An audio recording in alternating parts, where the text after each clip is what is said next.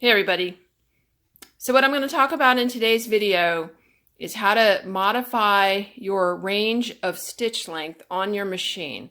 And right now I'm working on the Mauser, which just happens to be sitting in a little wood stand. It's not in a table. But basically today what I'm going to talk about is how you can make modifications to the range of your stitch length. Okay, so on your machine, this threaded rod or bolt right here is how you can change your stitch length. Okay, there's a lock washer here, and you put it this way, and then you can rotate this screw higher or lower, up or down, and into your machine, and that's how you change your stitch length. So if this bolt or screw is down in your machine, you have shorter stitches. And if this bolt or screw is raised up out of your machine, you will have the longest stitches.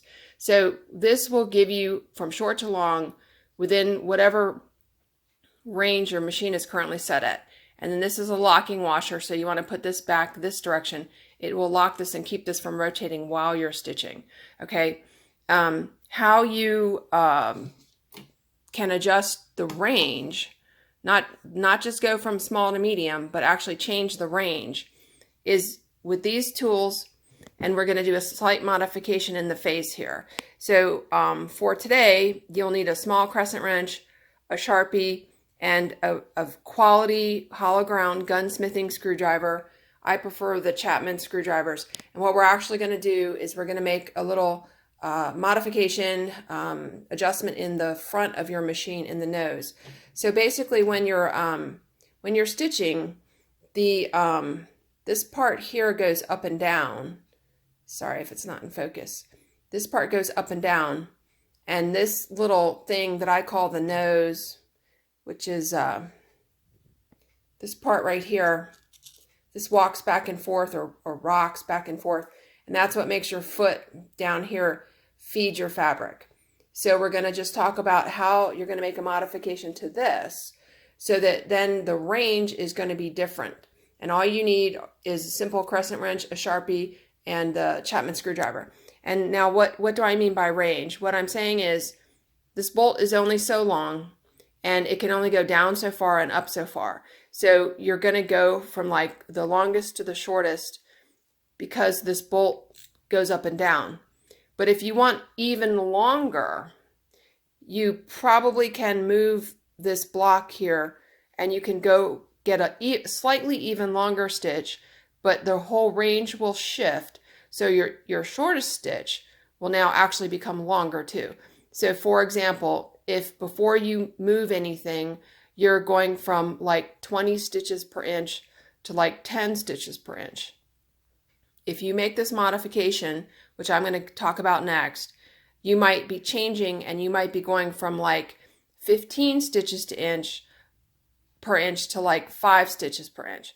So the range went from 20 to 10 or 15 to 5. So this screw is still making it go up and down, but the whole thing shifts. So what I'm going to talk about next is how you can shift the entire range of your stitch length. So hang on, I'll be right back, and I'll go through the how-to video of changing the range of your stitch length. Okay, this just goes from big to small, but down here, if you change the part down here, if you move it, it'll change the range. Okay, so I'll be right back with the whole video on how to do this. Okay, thank you. Hey everybody, I'm going to do a quick video about stitch length and what you can do with your machine and how you can modify your stitch length. This is going to be an in-depth and next level mechanical video on how to modify your stitch length. Okay, so this is my Mauser International machine. This right here is how you modify your stitch length normally. You take this is technically like a lock washer.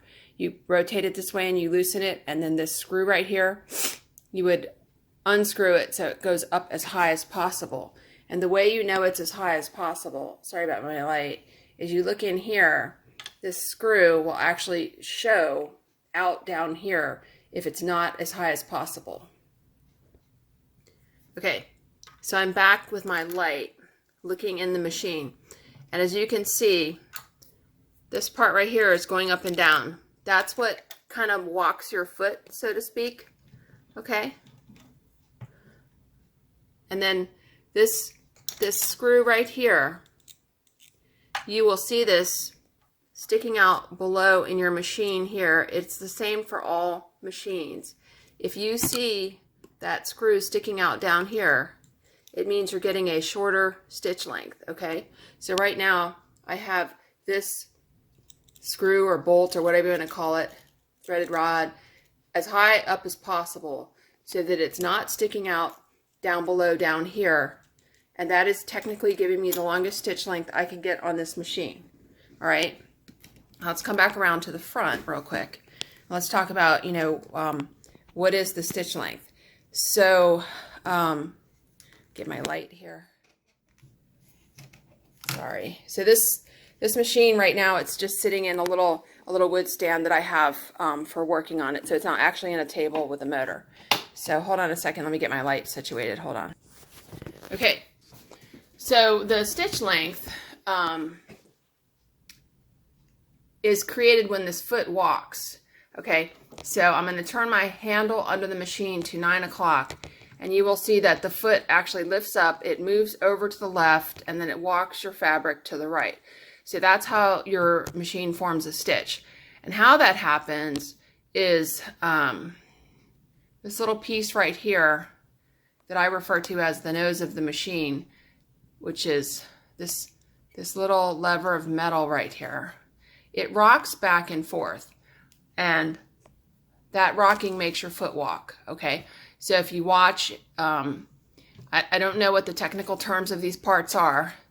This piece up here, it has like a wedge in it, like a little ski slope.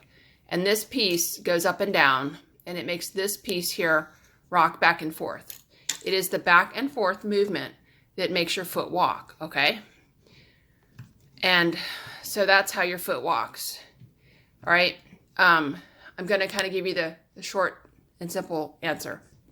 So basically, to adjust your stitch length, you normally just take this bolt here and you make it go up or down.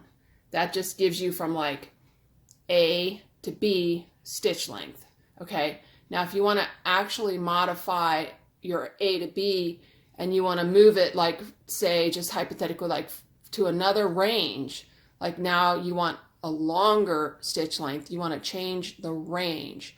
You can still use this screw up and down to go from short to long, but if you actually change the range, I'll give you an example. Like right now, my machine is probably going from somewhere like 25 stitches at the smallest to maybe like 10 stitches at the biggest per inch, okay?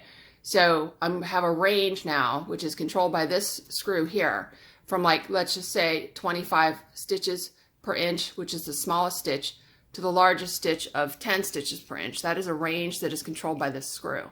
Now, if I make my modification, which I'm going to show you all down here, instead of you going like 25 to 10, hopefully when we get done with this, I'll actually be going something more like from 20 to maybe like 7 or 20 to 6. So it'll still be adjustable by this, but the whole ends of the range should shift. So hopefully that makes sense. So your foot walks by going up and down. Let me zoom in here. Going up and down on this little thing that is a slope, okay? And on a Mauser machine, they actually give you multiple slots that you could have this in, all right? So I know I'm not necessarily maxed out because when I look at my machine, okay, sorry, I don't, wait, let me put my, hang on, let me put my phone in the holder. Okay, so now as I'm rotating the hand wheel on the right side of the machine. This piece here is going up and down, okay? And because it has like this little ski slope in it, this part here is going in and out, out and in, out and in, out and in, okay? As it rocks back and forth. Now the reason I know I'm not at my max is that there's this little gap right here between the two things, okay? So if you watch this space here, I have a gap right there when this part's at the lowest side. So what I'm going to do right now is I'm going to change this gap to make it less so that this piece, the nose part, actually will come out just a little more because it's going to be slightly up this incline. So that's the adjustment that I'm going to make right now, and we'll see if it changes anything on the range of the stitch length. So how you do that is you're going to loosen this screw right here. Okay, so the first thing I'm going to do, I am using my Chapman hollow ground screwdrivers that are shaped in the best way so you don't bugger up your screws. So what I'm going to do is I'm going to hold my handle under the machine so that this doesn't rotate. And I'm going to put my screwdriver in, and I'm just going to loosen that screw. Okay, so it's like, what, a half a turn maybe? That's it. So that's all I should have to loosen it. Now the hard part comes in with how do you get that block to go up? Okay, so you don't want to damage your machine. So this is my way to do it. If you rotate the hand wheel on the end of the machine, you will see that this part here and this part are moving, okay? So this block, I just loosened this screw, okay? That's the screw on the back side of the nose. This block is attached to that. So I can see down here I have some nice flat square parts that I can use to move and get a grip on it. Now what I have done above, you'll see right here, I have taken my Sharpie, okay, and I have made, with my Sharpie, I have made 2 dots. I cleaned off the oil and I made 2 dots, okay? And then I looked at how much gap I had here, and I'm guesstimating that that's like 1/8 of an inch. So I'm going to guesstimate that I need to move this up to like the first dot. Then I'll snug the screw and then I'll turn it back around. So I've loosened this screw here, and now I'm going to make the block go up. So the way I'm going to do that is I'm going to take this block here, and down where I can reach it, I'm going to take a crescent wrench, which is a very small one. Sorry, fuzz on it. And I'm going to stick it under the block right here. And I'm going to look and I'm going to make sure that it's not touching the inner tube at all. It's just resting the... So right now, this part of the jaw here and this part of the jaw here are just resting on the bottom side of this block, okay? Now I'm gonna, let me see if I can back up a little bit. So I've got it resting on the block. I'm going to take my Chapman screwdriver and I'm gonna use the back end of it. The camera might be in the way, and I'm just gonna hit it up, okay? Now, while I did that, if you're watching up here, you can see that the block did in fact actually move up. So I'm gonna hit it one more time.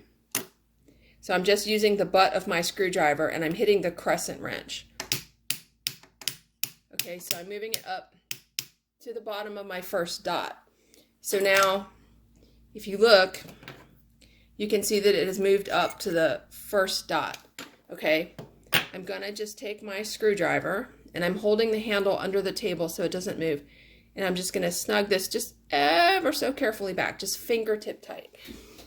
Then I'm going to turn the machine back around, and now we're going to take a look without the motor, just by hand. I'm going to take a look at this gap here, and we're going to see what is the gap. Okay,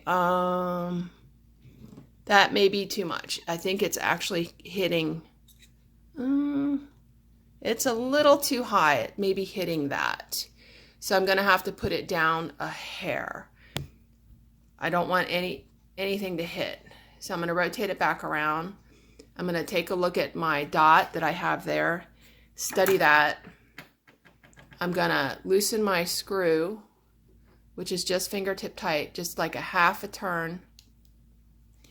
Then I'm going to take and I'm going to put my crescent wrench above on the flat part of the block, and you can't see it, but I can see down in the jaws, and I'm just going to hit this one time. Oh, okay, down too far. Gotta move this up again out of the way of the bottom, and I'm gonna go underneath here and I'm gonna hit it up just a little bit. Okay, I don't know if I'm back where I started or not. I'm gonna leave that loose right now. I'm gonna turn it back around and I'm gonna check my clearance here. Okay, so hopefully that's all right. It's actually pretty high up. I think I'm gonna move it down a hair. So, sorry if this is a long and boring video, but you kind of gotta do what you gotta do. So I'm gonna move it back down just a hair. Okay, I'm gonna turn my handle back around. And this is why it helps to only loosen it a half an inch. I'm sorry, only loosen your screw a half a turn. Okay, so I still have some clearance there. I guess we're gonna keep it. It looks all right. So what I'm looking at right now to check and see what's going on is I'm looking to see if this nose piece is actually hitting this other part, and it's not. Excuse me, it's not. I can see that there's a, there's a little gap there. Okay, so now I'm gonna turn my machine back around, and I'm gonna take my Chapman screwdriver, and I'm just using my left hand now, and I'm gonna tighten this up. And I'm actually right-handed, so I'm using my non-dominant hand. I'm just gonna tighten this screw, make it snug. One little twist, and that's it, and we're done. So now, I still have the screw on top at the maximum, but now I have this adjusted for the most travel possible with the way the machine currently is. So it should change the sizing. So, I've got my test paper, so which I have done. I have done some. This is my before. Sorry, my before holes, and now I'm going to put it back in. These holes were done with the handle at 6 o'clock. I'm going to put it back in, and I'm going to see if my stitches got any longer. So I've got the handle at 6 o'clock simulating the previous conditions, and I'm going to just, let me back you up a little bit here so you can see. I'm going to just rotate this by hand, punch some holes in this paper. So now with the way this machine is, with the least amount of clearance here, I'm running on the biggest possible stitch that I can get without taking other steps, taking other mechanical steps to get the biggest stitch. And I can tell by the spacing that it in fact does look bigger. So I'm gonna measure this and count. So I don't know if you can see, let me get the lights in the way. If you can see the before and after, I mean, it definitely looks bigger. I'm going to put you on pause. I'm going to measure these, and I'm going to count them with a ruler. Hang on. Okay, so welcome back. So the difference in the before and after stitches per inch is before I made this modification or adjustment to the machine, I was getting 9.5 stitches per inch on the largest stitch with the adjusting screw raised up as much as possible. Now, after I move the block, I'm getting 7.5 stitches per inch with the adjusting screw still on the maximum. Now, moving this block will have also compromised my smallest stitches, just in the same way it moved the scale on the bigger stitches. But that is how you adjust your machine to get the biggest possible stitches out of your machine, by moving this block that the nose sits in, moving that up. Okay, and then you want to test by hand first, and then make sure that you have clearance between these two parts right there, as this goes up and this goes down, just make sure you have clearance. And then for the way your machine is put together, that's the most you can do. And then if you want to work in really, really tiny, tiny, tiny stitches, you just do the opposite and you lower this thing. And then the relative in and out of the nose part changes to being closer in, and all of your stitches will get smaller.